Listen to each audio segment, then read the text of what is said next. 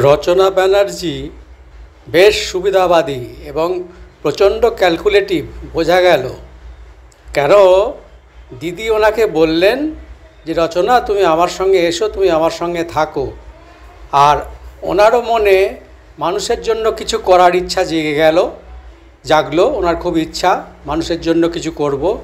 তো উনি যে পেশায় ছিলেন তাতে রোজগারও খুব একটা খারাপ ছিল না।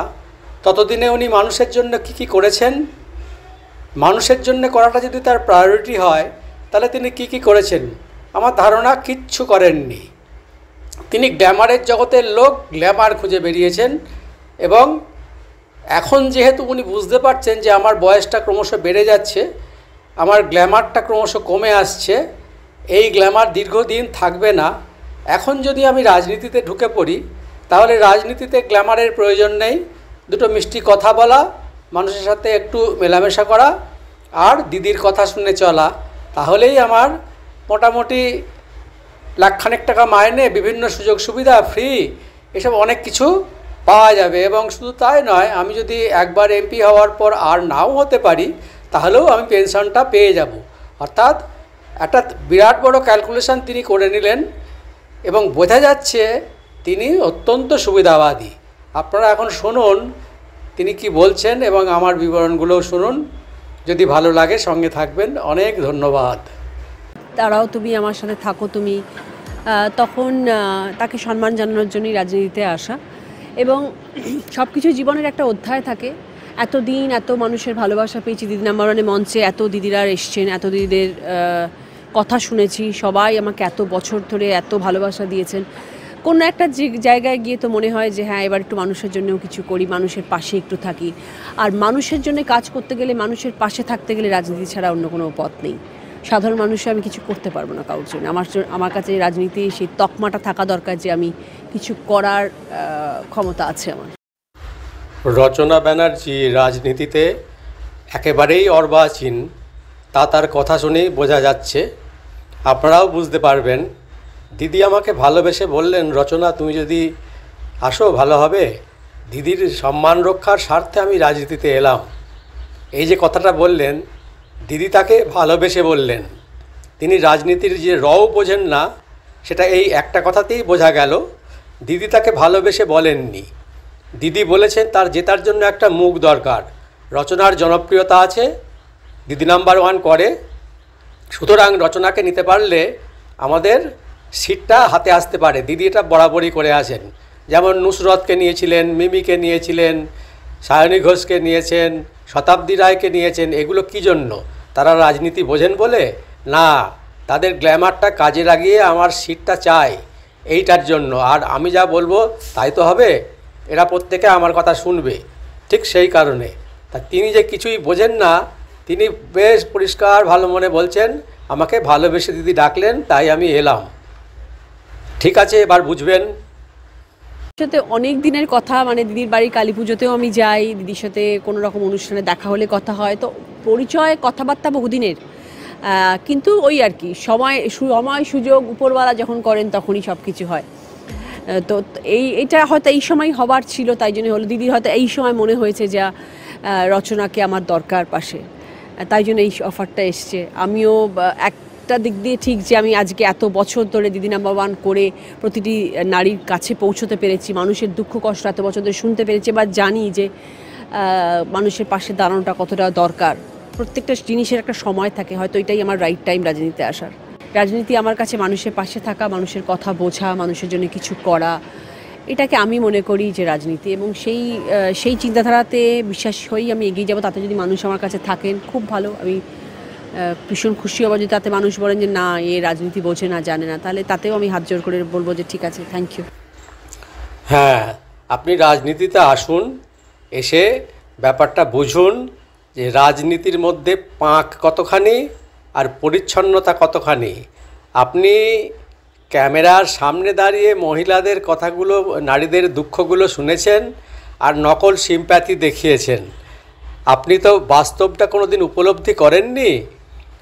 আপনি দলের দিকটা দেখতে হয় কিভাবে, ধমক খেতে হয় কিভাবে, ভদ্রতা রাখা যায় কতটুকু, এসব বুঝবেন একটু একটু করে। আপনি এখন যে রঙিন স্বপ্ন নিয়ে ভাবছেন সেটা পুরোপুরি ভুল প্রমাণিত হবে। আপনার রাজনীতিক জ্ঞান বাড়বে, এমনও হতে পারে আপনার নিজের মনের ওপর ধিক্কারও চলে আসতে পারে, সেটাও আপনি দেখতে থাকুন। কান বন্ধ করে রাখো। আমি লোকের কথায় বিশ্বাসী নই, আমি লোকের কথা শুনবো না, দেখলেও দেখবো, না দেখার ভান করব। নিজের কর্মতে বিশ্বাসী, তাই করে এসছি। আজকে আপনি বলছেন রাজনীতিতে মানুষ খারাপ কথা বলবে, অন্যান্য ফিল্ডে কি বলে না? আজকে কর্পোরেট ওয়ার্ল্ডে কি একে অপরকে ধরে নামানোর চেষ্টা করছে না? তাদের পেছনে কি নোংরা কথা গিয়ে বলছে না? ফিল্ম জগতে কি সেটা নেই? ওই নায়িকা কাজ পেয়ে গেল, আমি পেলাম না, চলো ধরো ওকে নামাও, আরেকজনকে ঢোকাও হিরোইন হিসেবে। মানুষ বলবে, কিন্তু আমি সেইটাতে বিশ্বাসী নই যে মানুষকে ছোট করে দেখানো, মানুষের সম্বন্ধে খারাপ কথা বলা। আমি সেই রাজনীতিতে বিশ্বাসী নই। হ্যাঁ, এই কথাগুলো আপনি মোটামুটি ঠিকঠাকই বললেন। মানুষের কথায় কান দেওয়ার দরকার নেই, সব ঠিক আছে। আপনার মধ্যে অহংকার তীব্র আছে, আপনি গ্ল্যামার জগতের লোক, আপনি আরও গ্ল্যামারাস, আরও জনপ্রিয়তা চান, সেই জন্য এসেছেন। এবং আপনার এই জনপ্রিয়তা কাজে লাগিয়ে শাসক দল চাইবেই যে আপনাকে জেতালে তাদের একটা সিট বাড়বে। এটা আপনি ঠিকই বলেছেন। দেখতে থাকুন আসল রহস্যটা কোথায়।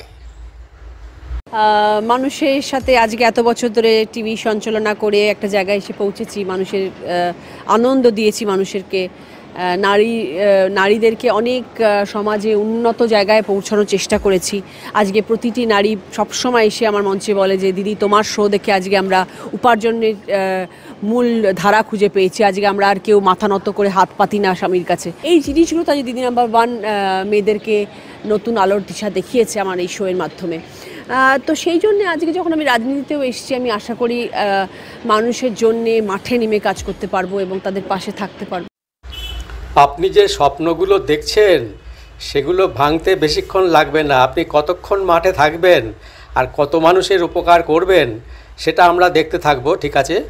আপনি দিদি নাম্বার 1-এর শোয়ে কিছু বক্তৃতা দিয়ে মানুষকে উদ্বুদ্ধ করতে চেয়েছেন, এইটুকুই। আপনি কোনোদিন ফিল্ডে নামেননি, আপনার বাস্তব অভিজ্ঞতা বিন্দুমাত্র নেই, আপনি স্বপ্নের জগতে বাস করেন। সুতরাং আপনি কি করবেন আমাদের যথেষ্ট সন্দেহ থাকলো। আর যদি আপনি অর্থলোভী হন তাহলে তো প্রশ্নই নেই, তাহলে আপনি রাজনীতিতে টিকতে পারবেন হয়তো, কারণ এখানে গ্ল্যামার খুব একটা থাকে না। পেছন পেছন যে লোকগুলি আপনার যাবে সেই লোকগুলি আপনাকে ভালোবেসে যাবে না, সেই লোকগুলি তাদের বিশেষ কোনো উদ্দেশ্যের জন্য যাবে। সুতরাং গ্ল্যামার জগৎটা বাদ দিন, অর্থের জগৎটা আছে আর ক্ষমতার জগৎ একটা আছে, সেটা আপনি দেখতে থাকুন। আমি আমার কথায় বিশ্বাসী হব। আমি জানি আমার দিদি কি, আমি জানি আমার তৃণমূল কংগ্রেস পার্টি কি, আমি জানি আমি পশ্চিমবাংলার জন্য কী ভেবে এগিয়ে যাব, মানুষের পাশে কীভাবে থাকবো। অবশ্যই পার্টির সহায়তা দরকার, তার জন্য একা তো লড়তে পারবো না, সঙ্গে আমার পুরো তৃণমূল কংগ্রেস পার্টিকে দরকার, তবেই আমি হুগলির মানুষের পাশে দাঁড়াতে পারবো। এবং আমি আশাবাদী, আমি সাংঘাতিক রকমের হোপফুল, অভিষেক ব্যানার্জি এবং দিদি আমার সাথে থাকবেন এবং সব মানুষের জন্য করার চেষ্টা করবেন। এইখানটায় আপনি একেবারে একটা কাঁচা কথা বলে ফেললেন, একেবারেই না জানার ফল বোঝা যাচ্ছে। আপনি জানেন দিদি কী, আপনি জানেন অভিষেক কী, আপনি জানেন তৃণমূল দল কী, আপনি বিন্দু মাত্র জানেন না। সেই বিশ্বাস কি আপনার আছে? আপনি বিন্দু মাত্র জানেন না রাজনীতি কী, তাই আপনি জানেন না। সুতরাং এইখানে কথাটা আপনি যেটা বললেন সেটা একেবারে কিচ্ছু না বোঝার জন্য বললেন। অভিজ্ঞতা হবে, আস্তে আস্তে অভিজ্ঞতা হবে। দাঁড়ান, দেখুন পাঁকটা কোথায় কোথায় পাঁক রয়েছে, কোথায় কোথায় পা ডুবে যেতে পারে, দেখতে থাকুন।